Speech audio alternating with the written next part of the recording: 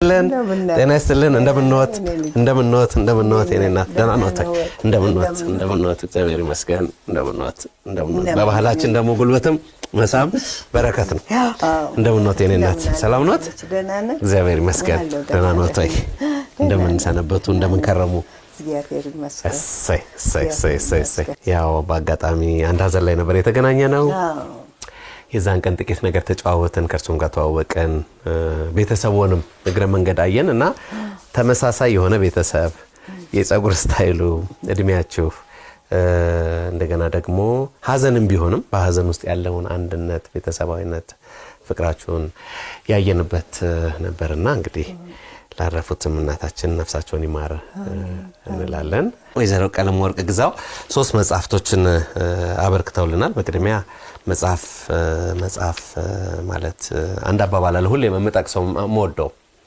ለአመት የሚያስብ ዘር ይዘራል ወይም እህል ይዘራል ለመቶ አመት የሚያስብ ዛፍ ይተክላል ለትውልድ የሚያስብ መጽሐፍ ይጽፋል ይባላል የመጽሐፍን የትውልድ ተስተላልፎ ክብደቱን ለመግለጽ የተባለ አባባል ነው በያስባለሁ እና መጽሐፍ ልጅን የመውለድ ያህል ነው ብዙ ውለት አለ እዚህ መጽሐፍቶች ውስጥ እነዚህ መጽሐፍቶች ውስጥ ብዙ ያገር ውለት አለ በቀድሚያ እንደው ቢዘገይም ለዚህ ለመብቃቱ ያለንን አክብሮት በጣቢያችን ስም ልንገልጽልዎ እንወዳለን እናታችን አመሰግናለሁ መልካም ያልተተረከው ውለታ በሚል አንዱ ሌላው ደግሞ ምሳሌ አባባሎችና እንቆቅልሾች እንዲሁም ደግሞ የጉራጌ ምግብ አሰራር የሚሉ ሶስት መጽሐፍት አሉ ለአንድ ሰው ሶስት መጽሐፍ በጣም ብዙ ነው እስቲ ወደ መጽሐፍ የገቡበትን ነገር ጥቂት እስኪ እንስማና ከዛ ደግሞ ከውስጥ ሐሳቦች ላይ አንድ ነገሮችን እናነሳለን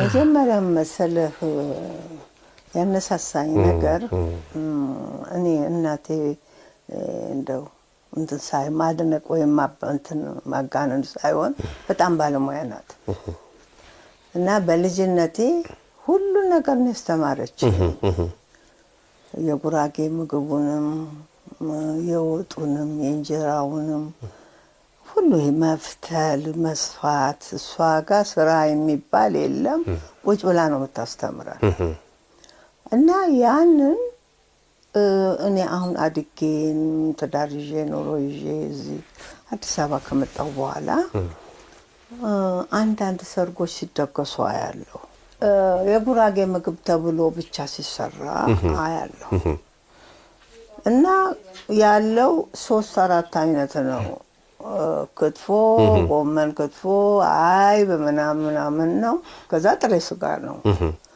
እና የደገሱትን ሰዎች ጠርቼ እናገራለሁ ለምንድን ነው የጉራጌ ምግብ ብላችሁ ካላችሁ ጉራጌ ምግብ ብዙ አይነት ስራ ምግቦች አሉ ለምን ያንን አታጠቁ ለምንድን ነው ክትፎና ጎመን አይብ ብቻ አርጋችሁ 3 አይነት 4 አይነት አርጋችሁ የምትተውት በየስላቸው ምን አለ ሌላ ይሉኛል አረ በጣም ብዙ አይነት ነገር አለ የዶሮ ክትፎ አለ የተቀቀለ ስጋ ክትፎ አለ የበግ ክትፎ አለ የጥራጥሬዎች ክትፎ አለ እና በጣም ብዙ ነገር አለ እንደገና ደግሞ ወጥና በእንጀራው እኛ ቤት ውስጥ የሚሰሩ የነበሩ ከአንድ ሙለት 3 አይነት ወጦች ጠፍተዋል የሉም ጠፍተዋል እና ያ ነገር እንደገና ደግሞ ሱም ቆጨኝ እና ኋላስ ይሄን ነገር መጽሐፍ አለብኝ ማቀው ነገር በየ መጽሐፍ ጀመረ እሺ ስለዚህ የመጀመሪያ መጽሐፉ ይሄ የጉራጌ ምግብ አሰራር የሚለው ነው ማለት ነው በ91 ዓመተ ምህረት የመጀመሪያው ታትሞ ወጥቷል እንደዚህ እየተጫወትን ያየው አልባሳቱን ያየው ነው የፀጉሩን ያየው ነው ከበስተበላዩ ደግሞ ያለው ፎቶግራፍ ምግረ መንገድ ያየው ነውና እንደ ተመልካቾች ይሄ ልጅ ለምን ዘሎ ስለመጻፋቸው ብቻ መጣ ለምን አላደነቀም ብለው እውነት ይሄንን በጣም ክብር ያለው አለባበስ በዚህ እድሜው ጌጥ ነው ያገር ጌጥ መሆን ነውና ብዙ ጊዜ እንደዚህ አዘውትረው ይለብሳሉ ወዳለ ያብሻልስ በጣም ወዳለሁ ወይዘሮ ቀለም ወርቅ ግዛው ዛሬ መጽሐፋቸውን እናነሳው እናታችን ማናቸው የሚለው ነገር እስኪ ጥቂት ይንገሩን ስለርሶ ባቴ ሻለቃ ግዛው ይባላሉ እናቴ ወይዘሮ ሰነበች ሳመርዳም ትባላለች የሰባት ቤት ጉራጌ ሰዎች ናቸው።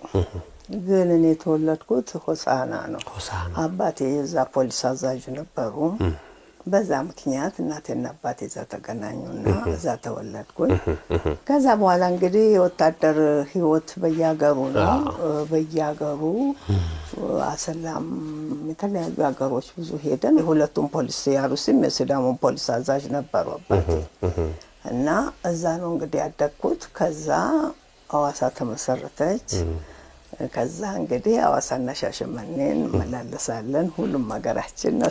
እንግዲህ የሲዳሞ ህዝብም በጣም ደግ ህዝብ ነው። የአርሲ ህዝብም በጣም ደግ ህዝብ ነው።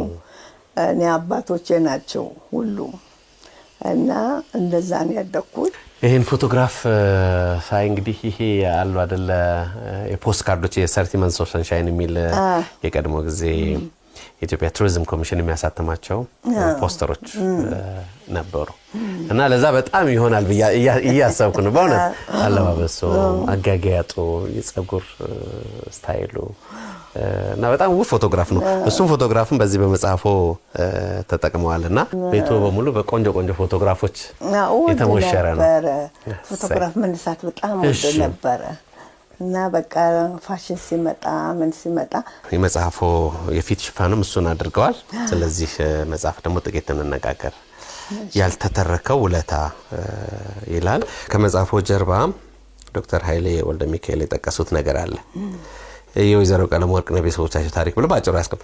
ከዚህ ታሪክ ብዙ አስተማሪ ቁም ነገሮችን ከአሉታዊ ይሁን ከአዎንታዊ የቤተሰቡ ታሪክ የምንገበየው ብዙ ቁም ነገር አለ። በተጨማሪም በዚህ ታሪክ በጉራጌ የመጀመሪያው የሴት የመሬት ውርስ ጀማሪ ሆኑትን የሆሳና ከተማ ስያሜ እንዴት እንደወጣ እንዲሁም ሰውን ሲሞት ሳይሆን በህይወት እያለ የመርዳት የሰባት ቤት ጉራጌ ዳኛ የነበሩት ሳመርዳሞች ታሪክ እና የደግነት የፍትህ የቤተሰብን አደራ የመወጣት በአንዳንድ ምክንያታዊ ግጭት ሲፈጠር እንዴት እንደሚፈቱት ከእርቅ በኋላ ያለፈውን ነገር ማንሳት ክልክል በመሆኑና የመሳሰሉ አስተማሪ ታሪኮችን ያካተተ መጽሐፍ ነው ይላል። ከብዙ በጥቂቱ ባጭሩ አስቀምጦታል ዶክተር ኃይሌ ወልደ ሚካኤል። እዚህ መጽሐፍ ላይ እንግዲህ ብዙ ታሪኮች ይነሳሉና ስለ አባቶ የክብር ዘበኛ አባል ስለነበሩት አባቶ ሻለቃ ግዛው ጥቂት ነገር ቢያጫውቱን ደስ ይለናል። በቅድሚያ የአባት እንግዲህ እሳቸው እንደነገሩኝ በልጅነት ነው አሉ ከሀገር የወጣሁት።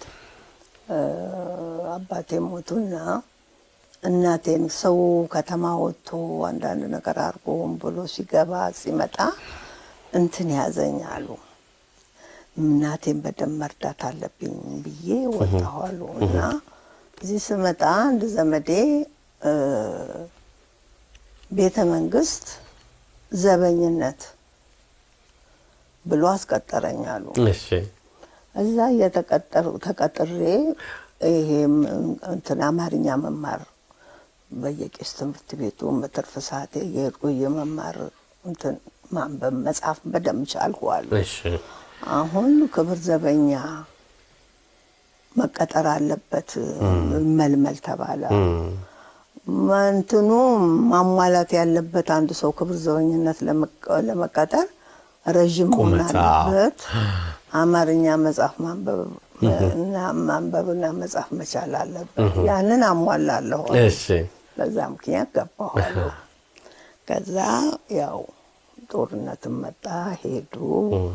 ዘምተው ሲመለሱ ደግሞ እግራቸውን ተመልተው ጥይት ነበረች እስከ ሞቱ ጊዜ ድረስ እና ተመልሰው መሄድ አልቻሉም። እና እዚህ እንግዲህ በውስጥ አርበኝነት ለመስራት ወሰኑና ከራስ አበበ አረጋይ ጋር እንትን ፈጥረው ለጣሊያኖች ልክ ኢትዮጵያን መንግስት እንደከዱ እና ለነሱ እንደሚሰሩ አርገው የጎጃም መንገድ ጣሊያኖች ሲሰሩ ለነሱ ተቀጠርኩ አሉ። እኔ በቃ ኢትዮጵያ መንግስትን ከድቻለሁ ብያለሁ። እሺ አሁን ከዛ ጎጃም ሄድናሉ። ጎጃም የዛ የሥራው ምናምን ኃላፊ ያደረጉኛሉ እና የምናደርገው እነሱ እንግዲህ አመኑኝ አሉ ጣሊያኖቹ። እና ዛሬ ኢትዮጵያ ውስጥ እንዲተሰርቶ